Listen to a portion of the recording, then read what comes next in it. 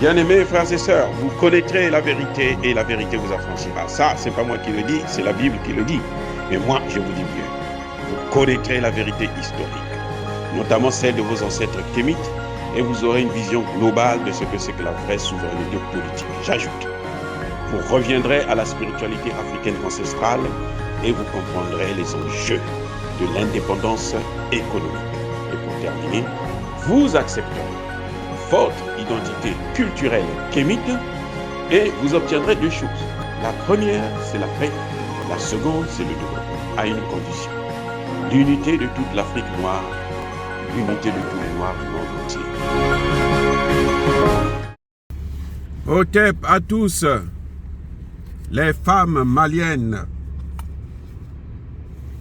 ont fait un don à l'armée malienne de 5 millions de francs CFA. Qu'est-ce que c'est merveilleux de voir les femmes se mobiliser comme ça. On n'avait jamais vu ça en Afrique et même au Mali. Que les femmes prennent fait et cause pour soutenir une armée. Maintenant, c'est vrai, c'est très très bien, nous félicitons. Mais mon problème, je voudrais vous faire comprendre une chose. Pourquoi les femmes décident de prendre le peu d'argent qu'elles ont plutôt, dans une période de crise, où le Mali est sous embargo sur tout, les armes, les frontières, les ceci, machin, les Occidentaux contrôlent tout. Mais les femmes prennent quand même leur argent, le peu qu'elles ont, elles donnent. Parce que ce n'est pas le montant qui compte, c'est le symbole. Et quand on voit le symbole, on comprend que il y a un leadership au Mali. Ça, c'est la conséquence du leadership au Mali. Et c'est ça qui montre que, en fait, nous ne sommes pas pauvres, aussi pauvres que ça, mais nous sommes appauvris par les puissances occidentales avec la complicité de nos propres dirigeants. Ce que vous venez de voir, que les femmes maliennes viennent de faire, il y a un grand homme d'affaires malien qui avait déjà fait un geste comme ça il y a 2 ou 3 semaines, et avant les fêtes de fin d'année, il avait donné plusieurs millions de litres de gasoil à l'armée malienne, ce qui valait plusieurs, près de 300 ou 400 millions de francs CFA, et c'était formidable. Mais je veux dire que c'est les conséquences du leadership. La population comprend maintenant que nous avons un leadership qui veut régler nos problèmes. Donc nous devons soutenir ce leadership-là. C'est la même chose que vous voyez au Burkina Faso. Les armes que le Burkina Faso achète, là, pour beaucoup, c'est à cause des Burkinabés. C'est-à-dire que le centime que le Burkinabé avait gardé dans sa poche, il prend, il va donner.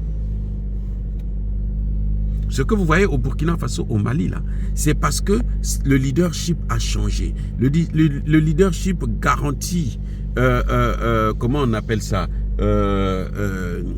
garantit la sécurité et la bonne gestion des ressources du pays.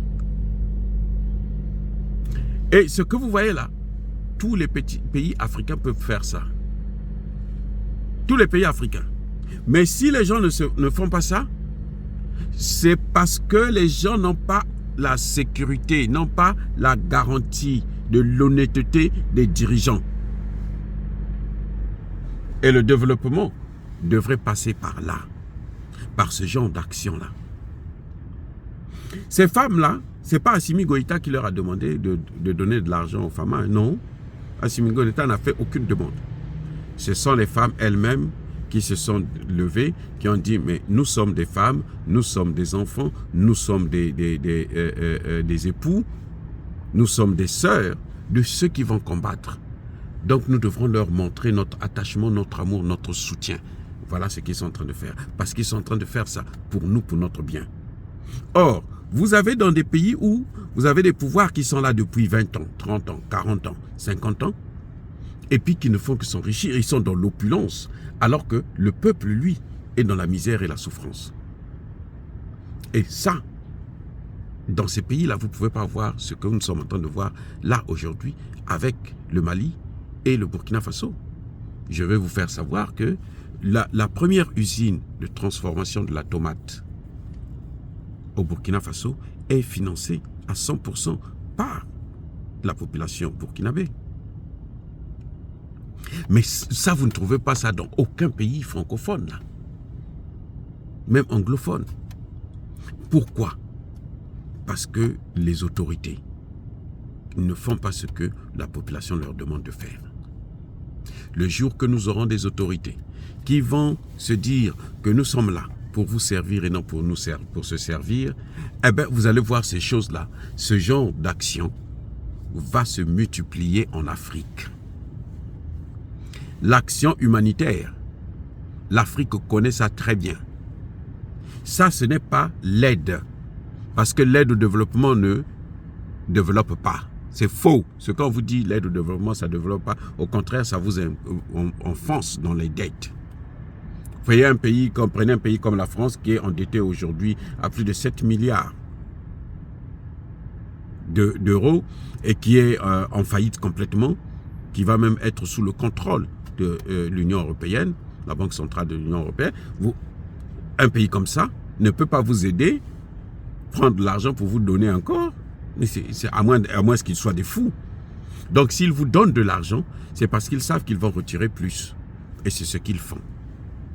Donc bravo pour les femmes burkinabées, mais bravo aussi pour les populations, plutôt pour les femmes maliennes, et bravo aussi pour les populations burkinabées, les hommes d'affaires burkinabés, qui sont en train de soutenir le gouvernement, qui sont en train de soutenir l'armée dans les actions qu'ils sont en train de mener dans la lutte contre le terrorisme.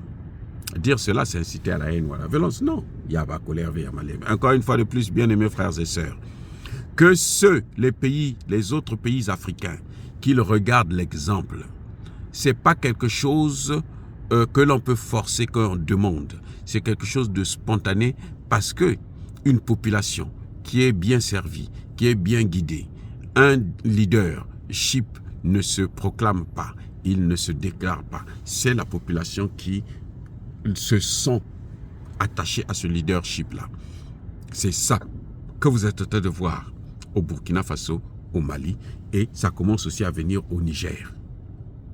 Voilà, bien-aimés frères et sœurs, encore une fois de plus, je persiste et je signe. Soyez bénis, abondamment bénis par le Dieu des Kémites et par nos ancêtres angélisés. Mais que tous ceux qui persécutent le continent africain le pillent et le déstabilisent, qu'ils soient noirs, blancs, chinois, arabes, juifs, indiens, qui qu'ils soient punis, maudits, foudroyés, neutralisés, écrasés, effacés par le Dieu des Kémites et par nos ancêtres angélisés. Vive l'Afrique éternelle. Je dis et j'assume.